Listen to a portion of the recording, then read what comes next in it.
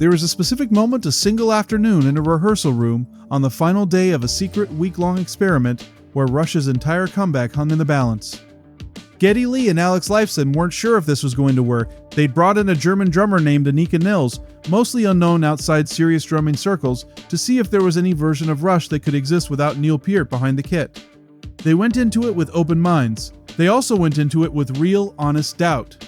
And then came the final day, and something happened that neither of them expected. According to Lifeson, Nilles didn't just play the songs well that day.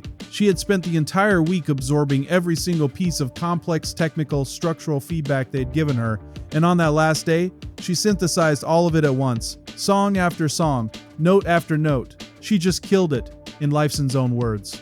And in that room, looking at each other, two men who had spent over a decade insisting Rush could not continue without their fallen bandmate, looked at each other and made a joke that wasn't really a joke at all.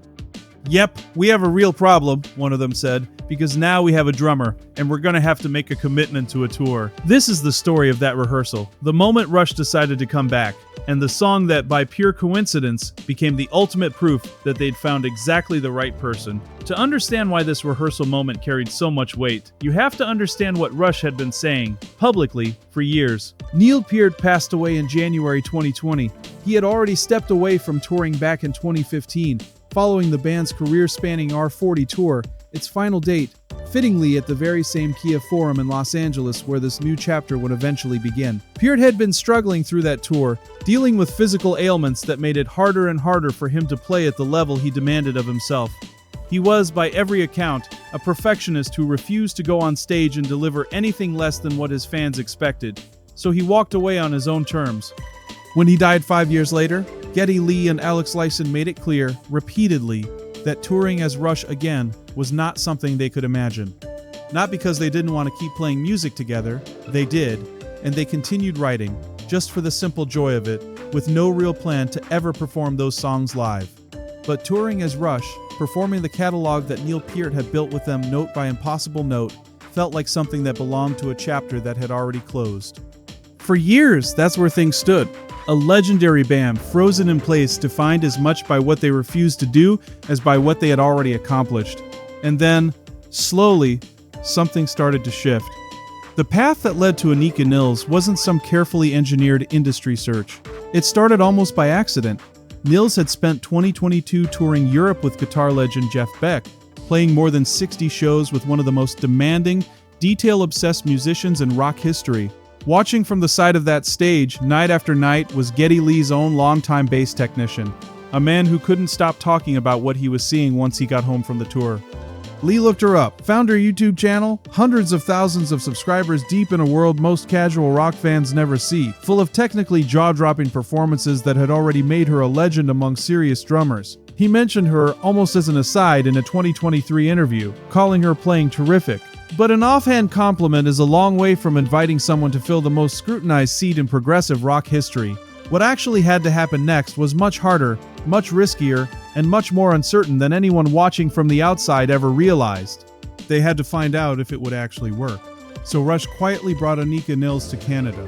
Not for an audition. Lee was specific about that distinction afterward. At that point, the band genuinely didn't know if they were going to tour at all. This was an experiment, a test, a way to find out, privately, before anyone else in the world knew it was happening, whether there was any version of these songs that could come back to life with someone new behind the kit. What followed was a week of rehearsals that, by every account, were intense in a way that only musicians at this level can really understand. Neil Peart's drum parts are not simply difficult. They are structurally embedded into the architecture of these songs. Odd time signatures that shift mid-phrase. Polyrhythms layered against Geddy Lee's bass lines and vocal melodies. Fills so specific and so iconic that Rush fans can recite them the way other fans recite guitar solos. Learning to play those parts technically is one challenge. Learning to play them the way Rush actually experiences and feels them, responding to Lee's bass cues, locking into Lifeson's guitar phrasing, understanding the conversational, almost telepathic way three musicians who've played together for 50 years communicate without words, is an entirely different, much harder challenge. Throughout that week, Lifeson and Lee gave Nilles an enormous amount of highly specific, highly technical feedback. Subtle musical cues, small structural adjustments. The kind of granular notes that only make sense to people who have spent decades inside these exact songs, hearing nuances that nobody else would ever notice. And here is the thing that actually convinced them. Nilles didn't just nod and try her best. She absorbed every single note. She processed it. She integrated it. Day after day, the gap between very talented drummer playing Rush songs and the fourth essential piece of this band's sound kept closing. By the final day of that week, it had closed completely. On that last day, something happened that Lifeson would later describe with genuine, unguarded amazement. Nilles took everything, every piece of complex feedback, every subtle cue, every structural note they'd given her across the entire week, and synthesized it all at once, song after song. Lifeson's own word for what he watched her do that day was simple and direct. She just killed it. This wasn't a moment of relief, it was a moment of reckoning. Because up until that point, Lee and Lifeson had been able to tell themselves this was still just an experiment, a let's see, with no real obligation attached. But watching Nilles process and execute everything they'd thrown at her, completely, in real time, removed every excuse they had left. They looked at each other in that room, and one of them said something that was framed as a joke but carried the unmistakable weight of an actual decision. Yep, we have a real problem now. Because we have a drummer, and we're gonna have to make a commitment to a tour. It's a wonderful detail, if you sit with it for a second, that the moment Rush decided to come back from a decade of silence wasn't framed by either of them as triumphant. It was framed as a problem. Now we actually have to do this admission. The kind two old friends make when reality has just overtaken whatever excuse they'd been hiding behind.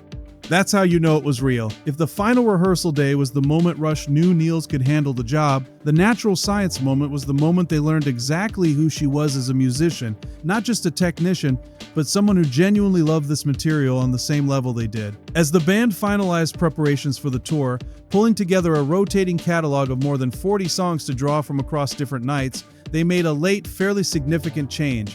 They decided to add Natural Science, a sprawling, multi-part epic from 1980s permanent waves, built on shifting time signatures and structural complexity even by Rush's own demanding standards.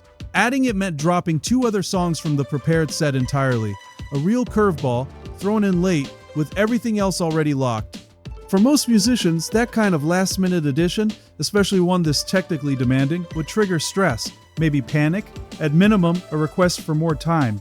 Nilles' reaction was the opposite. She lit up. By every account, she nearly lost her mind with excitement because Natural Science, unbeknownst to anyone, was secretly already her favorite Rush track. The band hadn't just handed their new drummer an enormous late challenge. They'd accidentally handed her the song she'd probably been hoping to play the entire time. It's a small story, but it tells you something important. This wasn't a hired gun grinding through an assignment. This was someone who had genuinely lived inside this catalog long before she ever got the call. And on opening night at the Kia Forum on June 7, 2026, Natural Science made it into the actual setlist, performed live, in front of an arena that had absolutely no idea what they were about to witness. What Lee and Lifeson were ultimately looking for in this entire process wasn't a Neil Peart impersonator. They were explicit about that. They didn't want someone doing a careful, respectful imitation of his playing style, a kind of museum piece recreation of what Rush used to sound like. What they wanted and what they found was a drummer who could absorb everything that made these songs structurally and emotionally work, while still bringing something unmistakably her own to the room. Forceful, creative, fresh, a genuine fourth voice, not a ghost of a third. When Rush finally opened the 50-something tour at the Kia Forum, the results spoke for themselves. Across a sold-out 4-night run, reviewers and longtime fans alike described watching Geddy Lee and Alex Lifeson play with the energy of musicians 20 years younger, hitting impossibly high vocal notes, delivering guitar solos with the fire of their 30s, while Nilles anchored the entire performance from behind the kit with a power and presence that made the whole impossible thing actually work. The night included a tribute collage to Neil Peart. It included Natural Science, played exactly the way Nilles had been dreaming of playing it. It included longtime fans, many of whom had been certain this night would never come, standing in an arena together watching something they thought had ended in January of 2020 quietly, carefully, respectfully come back to life.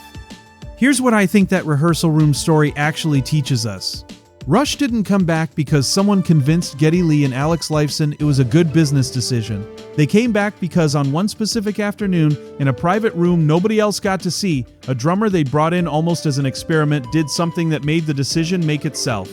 Yep, We have a real problem now. Sometimes the best things that ever happened to us arrive looking exactly like a problem you can no longer talk yourself out of solving. If this story moved you, let me know what you think of Anika Nilles' performance so far and whether Natural Science deserves a permanent spot in the set list. Like, subscribe, and I'll see you in the next one.